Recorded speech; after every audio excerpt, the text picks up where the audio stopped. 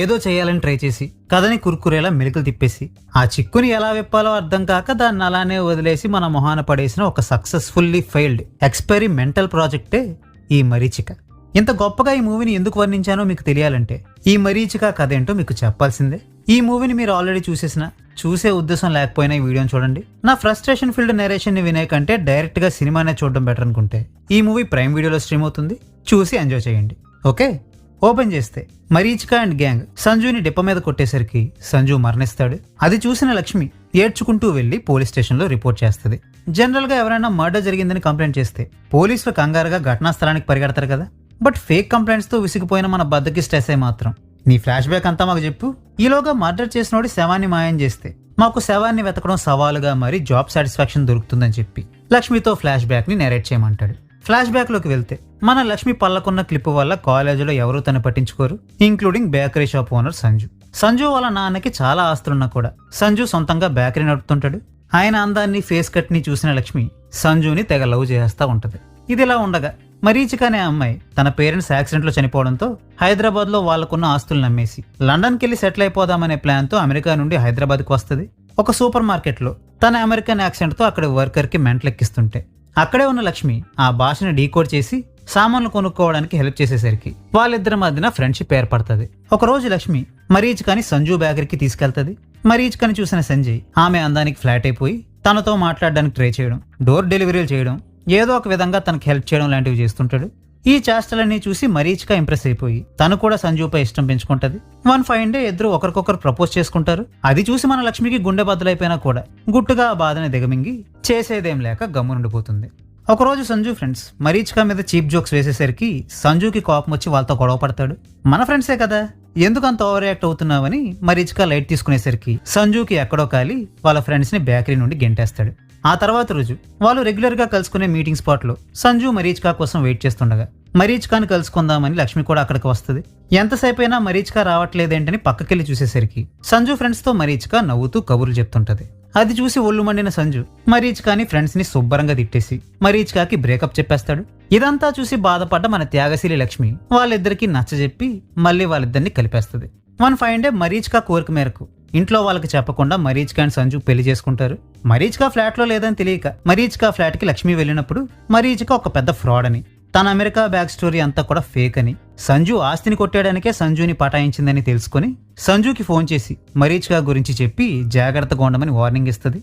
అది విని ఏం చేయాలో పాలుపోక డల్గా కూర్చున్న సంజుని హనీమూన్ కి సింగపూర్ కి వెళ్దాం పదా అని మరీచిక కన్విన్స్ చేసి ఎయిర్పోర్ట్ కి తీసుకెళ్తుండగా సంజు ఫ్రెండ్స్ దారి కాచి బండిని ఆపుతారు. మరీచిక కూడా వాళ్ళతో చేరిపోయి డాక్యుమెంట్స్ మీద సంతకం పెట్టమని సంజుని బలవంతం చేసి సంజు దానికి ఒప్పుకోకపోయేసరికి పెచ్చకొట్లు కొట్టి చంపేశారని, సంజుని కాపాడడం కోసం వెళ్లిన నేను అదంతా కల్లారా చూశానని చెప్పి లక్ష్మి ఫ్లాష్ బ్యాక్ ముగిస్తుంది. ఈ స్టోరీ మొత్తం వినేసరికి ఎస్ఐకి లక్ష్మి మీద నమ్మకం కలిగి కానిస్టేబుల్స్ కి సంజు పరిస్థితి ఏంటో తెలుసుకోమని చెప్తాడు. కానిస్టేబుల్స్ వెళ్లి ఫిట్ అండ్ హెల్దీగా ఉన్న సంజు అండ్ హిస్ ఫ్రెండ్స్ ని తీసుకొని వస్తారు. సంజుని చూసి షాక్ అయిన ఎస్ఐ అదేమో నువ్వు చచ్చావని చెప్తుంది, నువ్వేమో బాగానే ఉన్నావు, పైగా తోడు కోసం నీ ఫ్రెండ్స్ ని కూడా తెచ్చుకున్నావు, అసలు నువ్వు చెప్పింది ఈ సంజు గురించేనా అని లక్ష్మిని అడిగేసరికి లక్ష్మి సమాధానం చెప్పకుండా ఏకపైత్యాభినయం చేస్తూ ఉంటది.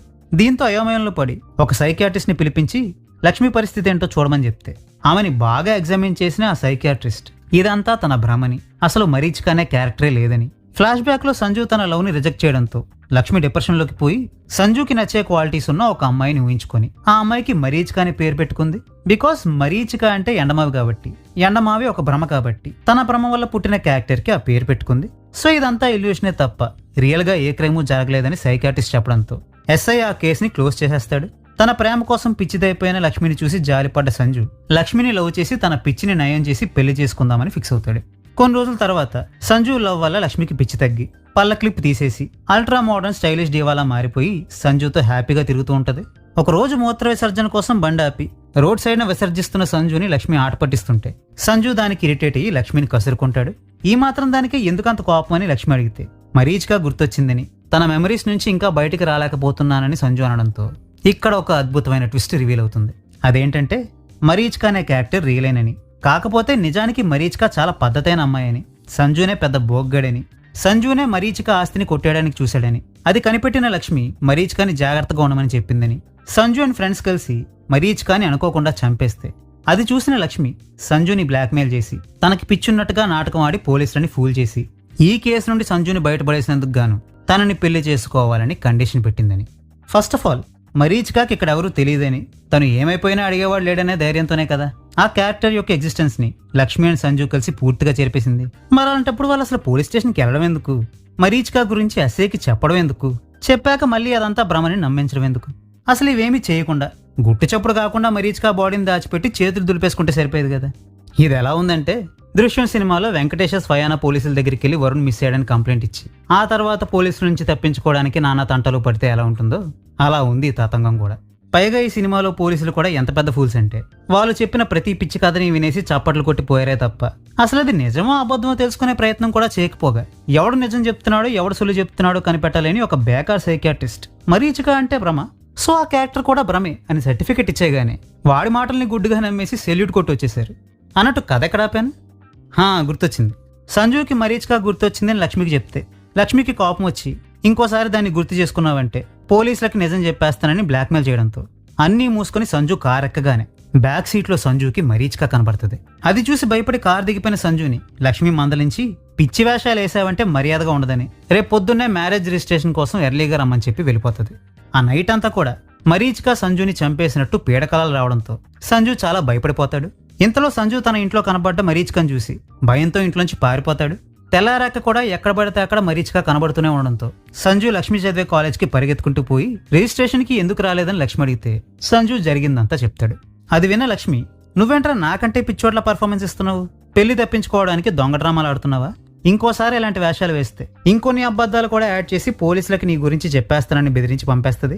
వన్ ఫైన్ డే లక్ష్మికి కూడా మరీచిక కనబడి భయపెట్టడంతో సంజు చెప్పింది నిజమేనని నమ్మి సంజుని కలిసి సారీ చెప్పి ఈ సమస్య నుండి ఎలా బయటపడాలో తెలిసే వరకు ఒంటరిగా కాకుండా ఇద్దరు కలిసి గెస్ట్ హౌస్ లో ఉండడమే సేఫ్ అని చెప్పి గెస్ట్ హౌస్ కి వెళ్తారు. అక్కడికి కూడా మరీచిక వచ్చి సంజు బుర్ర పగలగొట్టడంతో లక్ష్మి డైరెక్ట్ గా పోలీస్ స్టేషన్ కి పోయి చాలా తెలివిగా మళ్ళీ అదే ఎస్ఐకి కంప్లైంట్ ఇస్తుంది.